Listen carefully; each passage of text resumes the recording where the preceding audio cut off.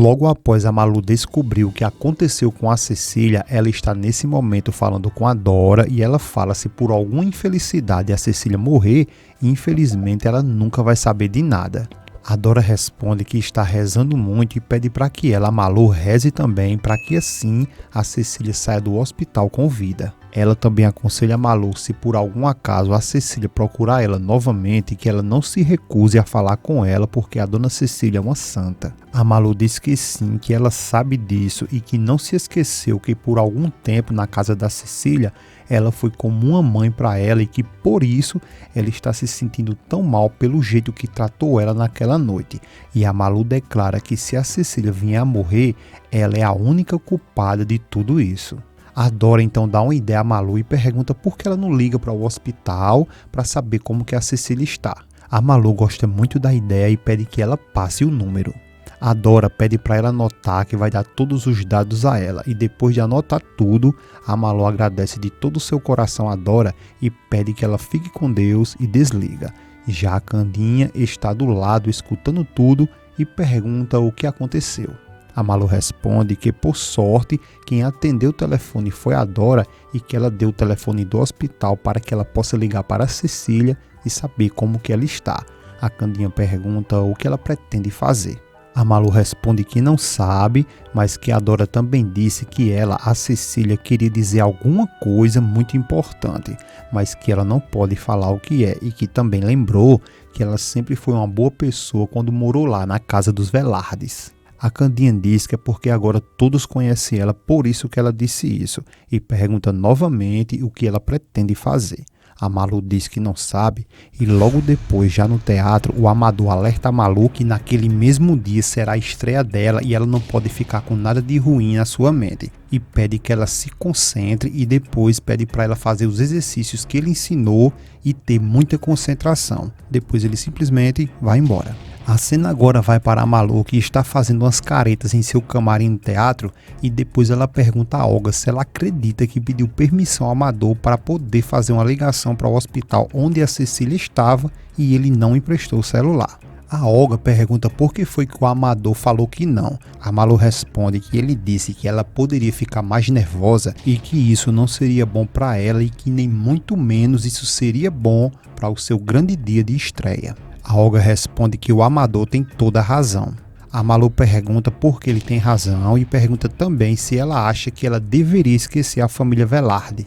A Olga fala que a Malu tem que fazer tudo o que for preciso para assim ficar tranquila e por esse motivo que o Amador está fazendo isso, para poder cuidar dela, e por isso que ela não pode se alterar por nada e nem muito menos se preocupar. A Malu, por sua vez, dá um xilingue e diz que é porque ela não está conseguindo tirar da cabeça que a Cecília está mal por culpa dela. A Olga manda a Malu tratar de tirar logo isso da cabeça, porque se ela ficar pensando nisso, poderá levar ela ao fracasso. A Malu diz para ela não falar isso, porque nesse momento ela não pode se dar o luxo de perder esse emprego, porque só ele poderá garantir o futuro e a tranquilidade de seu filho. Ao entrar na delegacia, o Miguel dá de frente com a Estefânia e ela diz oi. O Miguel pergunta o que ela veio fazer ali, se foi depor. A Estefânia responde que sim, que intimaram ela e ela espera se livrar daquilo tudo naquele mesmo dia. O Miguel pressiona e pergunta o que ela vai dizer e de início ela fica zoiuda e caladinha. A Estefânia então responde que ela não sabe nem na verdade por que foi intimada e por isso ela não sabe o que vai dizer ainda. O Miguel fica meio desconfiado e diz que ele também não está conseguindo entender isso e nesse momento ela é chamada para se preparar porque o próximo depoimento vai ser o dela. Ela será a próxima testemunha a ser interrogada. A Estefânia olha para o Miguel e diz que então ela já vai e que depois eles se falam. Ela pede licença e sai. Depois o Omar chega e vê a Estefânia saindo e entrega as chaves do carro ao Miguel e pergunta o que foi que aconteceu. O Miguel responde que vão interrogar a filha do juiz Velarde agora. O Omar pergunta se é essa que acabou de entrar. O Miguel confirma que sim. O Omar dá um tapinha no Miguel e diz que pelo que ele viu de costas, ela parece ser uma mulher muito bonita e que já viu que ele tem bom gosto. O Miguel sorri e diz ao Omar que, na verdade, o que não dá para ver é o que ela tem por dentro. E depois ele declara que essa mulher, a Estefânia, é muito mal. O Omar diz que isso é verdade, que esse é o grande problema, o que não se pode ver. E depois o Omar pergunta se o João Miguel vai demorar muito tempo ali. O Miguel responde que acha que não, porque ele só quer saber o resultado da sessão daquele dia. O Omar diz que nesse caso ele vai dar uma voltinha ali por perto. O Miguel responde para ele ficar à vontade e que ele se encontra ali depois. O Omar diz que perfeito, pega em suas mãos e se vai. Já Estefânia está sendo interrogada pelo promotor, que pergunta a ela se ela pode falar em quais circunstâncias ela conheceu a acusada, se referindo à Branca. A Estefânia diz que é claro que ela vai dizer tudo e fala que ela é amiga dos São Romãos e que por isso ela frequenta diariamente a casa deles. E depois ela fala que um dia ela chegou e encontrou a senhorita Silva lá na casa do Miguel e perguntou quem era ela.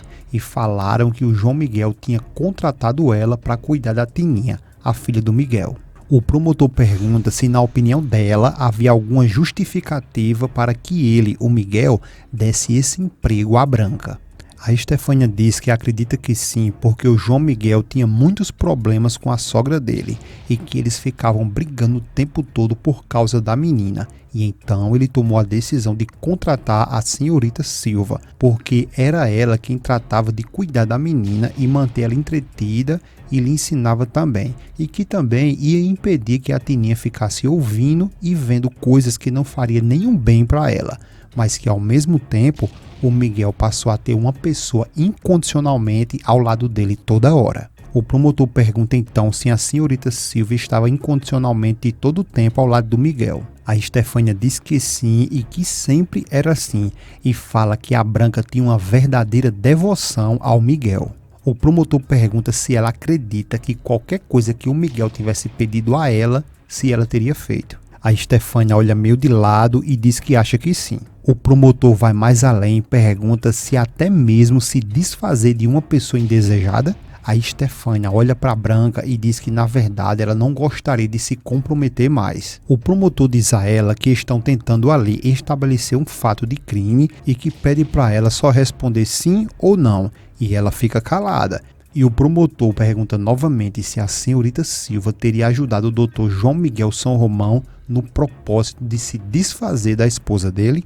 A Estefânia responde que sim e deixa todos ali alarmados. Já no hospital, o Patrício se desespera ao saber da piora da Cecília e pede ao médico que faça alguma coisa para ela, porque ela não pode morrer assim. O médico responde que já esgotou todas as suas possibilidades e que a ciência também tem seus limites. Mas nesse momento a Cecília reage e o Patrício corre para conversar com ela, chama ela de meu amor e pede para ela falar. A Cecília pergunta pelo padre Anselmo e o Patrício responde que ele já foi embora e que ele ligou para ele, mas que quando ele chegou lá, ele já tinha ido embora. A Cecília diz que viu quando ele foi embora, mas achou que ele tinha voltado. Mas nesse momento, o padre chega e o Patrício avisa ela. E o Patrício, por sua vez, se achega até o padre e pede para ele fazer alguma coisa pela esposa dele. O padre pergunta sobre os médicos e pergunta por que eles não fazem alguma coisa. O Patrício, por sua vez, começa a chorar e o padre pede que ele pare porque ela não pode ver ele chorando. O Patrício diz que o doutor disse a ele que a ciência não pode fazer mais nada por ela e que a Cecília nesse momento está nas mãos de Deus e pede que ele, o padre, faça alguma coisa para salvar a esposa dele. O padre se achega na Cecília e ela pergunta o que foi que aconteceu. O padre fala que cumpriu o desejo dela, que ela fique tranquila, que ele cumpriu o desejo dela. E a Cecília fica muito pensativa.